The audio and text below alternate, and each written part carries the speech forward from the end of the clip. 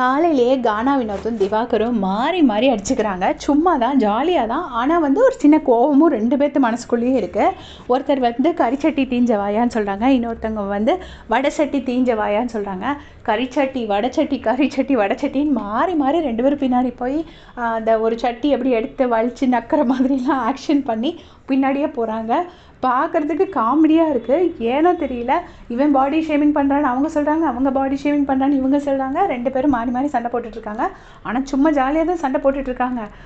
அது வந்து என்னென்னா, இப்போ யாரோ ஒருத்தர் வந்து ரொம்ப கலராக இருக்கிறவங்க வந்து இன்னொருத்தர் அப்படி சொல்லும்போது ரொம்ப ஹர்ட் ஆகும். இது ரெண்டு பேரும் அது கலர் ரொம்ப இல்லாதனால மாறி மாறி சொல்லிக்கும் போது அது ஜாலியாகவே போய் முடிஞ்சிருச்சு.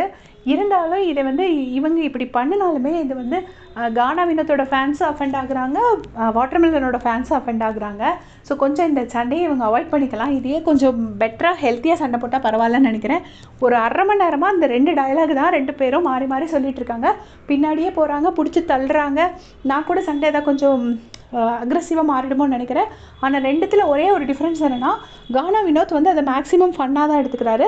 திவாகர் வந்து கண்டிப்பாக கொஞ்சம் அஃபெண்ட் ஆகி தான் பண்ணுறாரு. அவருக்கு வந்து கோபம் வருது பேசுகிறது, அப்படி கோபத்தோடு தான் பேசுகிறாரு. கானா வினோத் வந்து சரி இது சும்மா ஒரு ஜாலிக்காக உள்ள சண்டைங்கிற மாதிரி அவர் பேசுகிறாரு.